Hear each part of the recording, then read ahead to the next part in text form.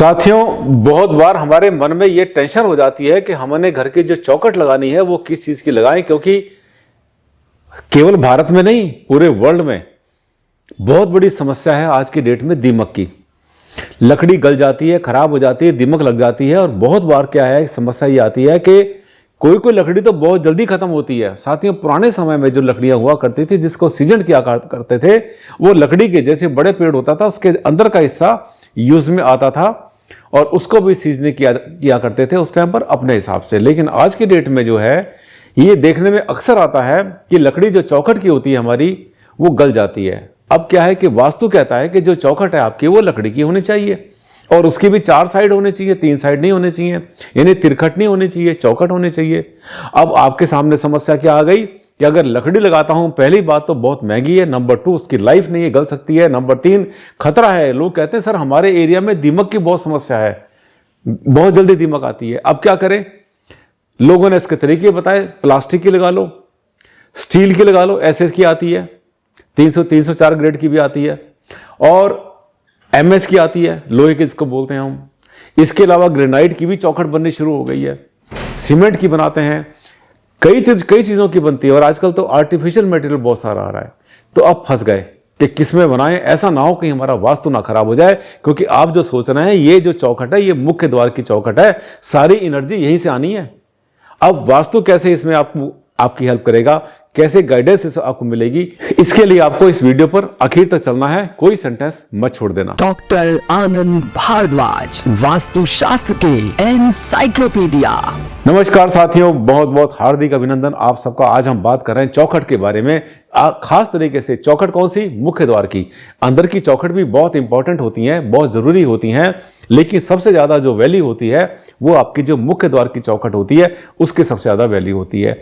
अब main gate जो बनाते हैं आमतौर पर 4 दीवारी के अंदर मेन गेट बनता है, वो आमतौर पर अक्सर एमएस का बनता है, माइल्ड स्टील जिसको बोलते हैं हम लोग, जो आमतौर पे लोहा यूज करते हैं, जिसको पाइप कहते हैं या सरिया होता है, ऐसी चीजों का बनता है। कोई समस्या नहीं अगर आप 4 दीवारी में अपने मेन गेट इसका बना रहे हैं।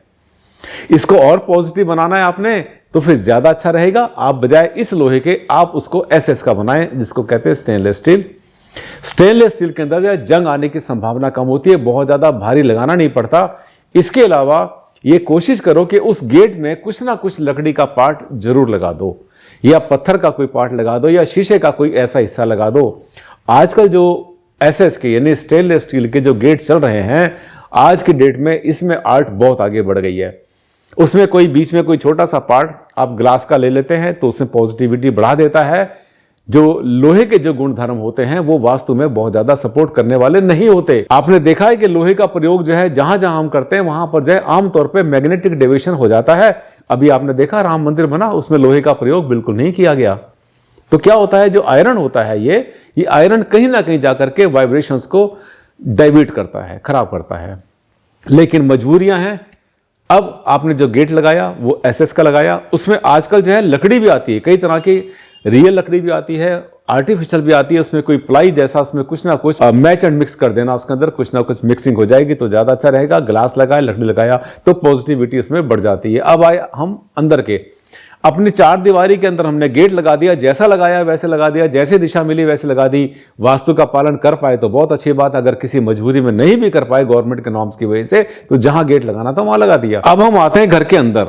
गेट तो लगा दिया आपने 4 दीवारी पर, कंप्लीट हो गया काम। अब घर के अंदर जब आप आएंगे तो आपके जो घर का मुख्य द्वार है, बिल्डिंग का कह रहा हूं मैं, जो बिल्टअप एरिया का होता है, वहां पर आपने वास्तु को फॉलो करना है। वहां पर सरकार या कोई भी अथॉरिटी आपको मना करने वाली नहीं है कि आपने गेट यहां लगाना या वहां लगाना वहां लगाना, नहीं। वो सिर्फ आपको मेन गेट के बारे में गाइड करते हैं। अंदर आपके जो बिल्डिंग का गेट है, आप बिल्डिंग में कहां पे खाते हैं, कहां पर पीते हैं, कहां सोते हैं, कहां आप वॉशरूम यूज कर रहे हैं, कहां सीढ़ी बनाते हैं, इसका कोई ज्यादा कंसर्न नहीं है। वो बात अलग है कि नक्शा पहले पास कराना ही पड़ता है। अब जब घर की आपने जो है, बिल्डिंग की आपने जो है शुरुआत करी, वहां पर आपकी जो मुख्य द्वार बनता है जिसको हम कहते हैं मेन डोर, मेन गेट नहीं मेन डोर, ये जो आपका बनेगा मुख्य द्वार, ये लकड़ी की चौखट का हो, पूरा का पूरा दरवाजा लकड़ी का हो, कार्विंग का उस पर काम किया हुआ हो, कुछ ना कुछ कलाकारी इसके ऊपर चित्रकारी बनी हुई हो, और वो 2 पल्ले का हो, घर का सबसे बड़ा दरवाजा हो। ये इसके वास्तु के सब नियम है इसके ऊपर। और हाँ, अंदर खुलने वाला हो, बाहर खुलने वाला नहीं। मुख्य द्वार जो लकड़ी का होता है, सॉलिड जो डोर होता है। अब इसका पालन तो आपने बहुत कुछ कर लिया और आपको पता है कि जो चीजें चलती रहती हैं, हिलती जुलती रहती हैं, जैसे कि कुर्सियां होती हैं, फर्नीचर होते हैं, उनमें कभी भी दीमक नहीं आया करती। लेकिन जो चीज जमीन के टच में रहती है, जमीन के कॉन्टेक्ट में रहती है, जैसे कि चौखट है, वहां पर दीमक आने के चांसेस पूरे पूरे होते हैं। इस समस्या से निजात पाने के लिए लोगों ने सोचा, और जितने भी हमारे इंजीनियर्स हैं उन भाइयों ने सोचा कि चलिए कुछ और इसका विकल्प निकालते हैं। तो इसके विकल्प के रूप में कई चीजें निकल के सामने आई।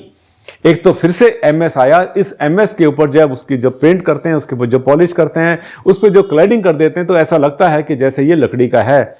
ऐसा कर सकते हैं, पर ज्यादा अच्छा रहे कि ऐसा ना ही करो तो ज्यादा अच्छा है, क्योंकि लकड़ी के बाद जो सेकंड चीज आती है वो आती है मार्बल। अगर मार्बल की चौखट आप बनाते हैं तो उसमें कभी भी दीमक आने के चांसेस नहीं होते, और मार्बल के अंदर जो है प्लास्टिक की गिट्टी के साथ में पेच कसना आसान होता है। वहां पर आपके हिंजेस भी आराम से काम कर जाएंगे। उसके बाद जो थर्ड नंबर पर आता है साथियों, वो आता है ग्रेनाइट। ग्रेनाइट को लेकर मेरे पास बहुत सारे कमेंट्स आए। लोगों ने हमसे पूछा, सर जो चौखट है क्या वो ग्रेनाइट की बन सकती है? पहली बात तो हमने बोला कि लकड़ी की बनानी चाहिए। अगर नहीं बनती है तो आप उसके बाद में बनाएं मार्बल की, जिसको कहते हैं संगमरमर, उसकी बनाएं। अगर वो नहीं बनती है तो थर्ड विकल्प आपके पास में बनता है, वो बनता है आपका ग्रेनाइट का। धीरे धीरे हम प्लस से माइनस की तरफ जा रहे हैं। अगर वो भी ना बन पाए तो उसके बाद में जो नेक्स्ट जो आपके पास ऑप्शन आता है साथियों, वो आपको अब मिलता है एसएस का, स्टेनलेस स्टील का। उसके बाद आता है विकल्प आपके पास एमएस का, जिसको कहते हैं माइल्ड स्टील, यानी आम जो लोहा यूज करते हैं। और सबसे लास्ट में जिसको अवॉइड कर देना चाहिए, ना ही लगाएं तो अच्छा है, वो आता है प्लास्टिक। प्लास्टिक यानी पीवीसी के जो चौखट होती हैं आजकल वो भी बनने शुरू हो गई हैं। उसके मुख्य द्वार में अवॉइड करना, वहां ना लगाओ तो ज्यादा अच्छी बात है। तो अब इसका अर्थ क्या हुआ कि जो हमारी जो मेन डोर है वहां पर आपने इन बातों का ध्यान करना है। अंदर के दरवाजे, जो घर के अंदर दरवाजे लगेंगे, वो दरवाजे सब लकड़ी के लगाएं, आप ज्यादा अच्छा रहेगा। वॉशरूम का दरवाजा आप चाहें तो प्लास्टिक का यूज कर सकते हैं, पीवीसी का यूज कर सकते हैं। लेकिन जो दरवाजा आपके घर के पीछे का होता है, आमतौर पर आपको बता दें, एक आज काम की बात बता रहा हूं मैं, शायद किसी ने बताई नहीं होगी आपको, और शायद आपको साहित्य में कहीं मिले भी ना। जो हमारा मुख्य द्वार होता है, आगे वाला मुख्य द्वार होता है, उसको जो है आपने वास्तु से बनाया, लेकिन जो पीछे आंगन में निकलने का दरवाजा है साथियों, वैल्यू उसकी भी कम नहीं होती। वो मुख्य द्वार तो नहीं है, लेकिन वो निकास द्वार है, मुख्य निकास द्वार है। घर से जब बाहर आप जाएंगे, पीछे के आंगन में जाएंगे, तो उसकी वैल्यू, उसका साइज जो है मुख्य द्वार से थोड़ा सा छोटा होना चाहिए। यानी साइज की बात करेंगे तो मुख्य द्वार सबसे बड़ा, लंबाई में भी चौड़ाई में भी। और जो पीछे का द्वार है, अगर पीछे आपने आंगन बनाया हुआ, उसका साइज इस मुख्य द्वार से थोड़ा सा छोटा, और अंदर के जितने दरवाजे हैं उन सबकी ऊंचाई, उनका जो साइज है वो और भी छोटा करना चाहें तो कर सकते हैं। चौखट के बारे में मैंने आपको बता दिया। ग्रेनाइट के बारे में एक्चुअली मेरे पास बहुत सारे मेल, बहुत सारे मेरे पास व्हाट्सएप आ रहे थे, और लोग हमसे पूछ रहे थे कि सर क्या यूज करें। हमें तो किसी ने कहा है कि ग्रेनाइट लगा दें, लेकिन उधर जो है कुछ वास्तु वाले बैठे हुए हैं जो कि इसको बड़ी बुरी तरह से क्रिटिसाइज कर रहे हैं। तो वो कह रहा है कि नहीं, अगर आपने ग्रेनाइट लगा दिया तो आपके घर में ये हो जाएगा, आपको कैंसर हो जाएगा, आपकी किडनी फेल हो जाएगी। कुछ नहीं होता ऐसा। देखिए, सबसे पहली बात तो यह है, जितने भी हवाबाज है ना, हवाबाज इसलिए कह रहा हूं कि ये छोटी छोटी बातों में मृत्यु का डर दिखा रहे हैं। ऐसा कर दिया तो मृत्यु हो जाएगी, ऐसा कर दिया तो कैंसर हो जाएगा, यहां पर अगर ये होगा तो मैंने देखा किडनी फेल हो जाएगी, यहां पर ये हो जाएगा। ऐसी ऐसी घटिया बातें कर रहे हैं, उनकी बातों में नहीं आना। वास्तुशास्त्र मृत्यु का विज्ञान नहीं है, ये मौत का कुआं नहीं है साथियों। समझो इस बात को। वास्तुशास्त्र आपकी जिंदगी को अच्छा बनाने वाला शास्त्र है। अगर आपसे कोई गलती हो भी जाती है तो नेगेटिव वाइब्रेशंस काम करती हैं अपनी, लेकिन ये जिस तरह से बोला जा रहा है छोटी छोटी बातों में, लगता है कि सारा का सारा शिकार आप ही बन गए उसके।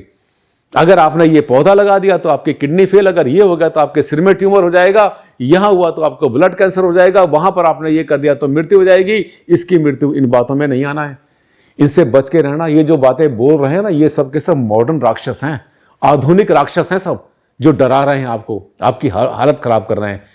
अभी थोड़ी देर पहले भी मेरे पास एक फोन आया था राजस्थान से। उसने बोला, सर मैंने 450 गज का एक प्लॉट लिया था, कॉर्नर प्लॉट था, उसके बाद किसी की वीडियो आ गई, मैं डर गया। हमारे घर में हमने जो 2 दिन हमारे घर में रोटी नहीं बनी, सबने रोना शुरू कर दिया, परेशान हो गए, जमा पूंजी सब उसमें लगा दी थी। कॉर्नर का प्लॉट था, किसी के कहने में आकर के जो है हमने, उसने कहा था बहुत अच्छा प्लॉट ले लिया, लेकिन वास्तु वाले ने, किसी ने, लड़के ने आकर के वहम फैला दिया, सर हमने तो बेच दिया, और कल ही बेचा है हमने। बहुत दुख हुआ मुझे जानकर, बहुत दुख हुआ। क्योंकि क्या है कि ये जो है ना, ये जो शिकार पकड़ने वाले शिकारी हैं ना, ये तो आपको दबोच रहे हैं। ये तो ढूंढ रहे हैं कौन कौन सा हमारा शिकार सामने है। लेकिन आप लोग क्यों शिकार बनते हैं? आप समझदार हैं, मेरे वीडियो देखते हैं, और तभी तो मैं आपसे कहता हूं कि मेरे चैनल को सब्सक्राइब कर लेना, आज कर लेना, अभी कर लेना। लपेटे में मत आओ, अंधविश्वास में मत पड़ो, वह में मत पड़ो, अच्छी अच्छी प्रॉपर्टी को कबाड़े में मत बेच दो। मैं बहुत दिल से बता रहा हूं, सच बता रहा हूं मैं आपसे, विश्वास किया करो। और वास्तुशास्त्र मैंने आपसे बोला, ये कोई मौत का कुआं नहीं है। इसमें ऐसा नहीं होता कि इसमें ये हो जाएगा, ऐसा हो जाएगा। साथियों, जब तक कोई बड़े बड़े, फिर से रिपीट कर रहा हूं, क्या बोला मैंने, जब तक बड़े बड़े 3, 4, 5, 6 वास्तु दोष इकट्ठे नहीं हो जाते, तब तक वास्तु ऐसे नहीं बिगाड़ा करता। अगर साथियों एक एक वास्तु दोष से अगर कैंसर होता तो इस दुनिया में एक भी आदमी ठीक ना होता, सभी बीमार पड़े होते। ऐसा नहीं है। हम वेदों से आए थे, वेदों की तरफ फिर से जाएंगे। हम योगा करेंगे, आयुर्वेद पर विश्वास करेंगे, वास्तुशास्त्र पर विश्वास करेंगे, अपने जीवन को सुखमय बनाएंगे। आज के लिए साथियों बस इतना ही। अगर आपने मेरे चैनल को अब तक सब्सक्राइब नहीं किया था तो आपको दिल ने कहा होगा कि इसको कर लेना चाहिए, आज कर लेना चाहिए, अभी कर लेना चाहिए। गड्ढे से बाहर निकालता हूं, आपको मुसीबत से बाहर निकालता हूं। और हाँ, अच्छा लगा वीडियो तो लाइक बनता है ना, और लाइक कर देना, मेरा हौसला बढ़ता है इससे। और साथ में इसको सोशल मीडिया पर वायरल करना, सबसे शेयर करना। मेरी ताकत आप हैं। अगले वीडियो में फिर आपसे मुलाकात करता हूं, एक नए टॉपिक को लेकर आऊंगा।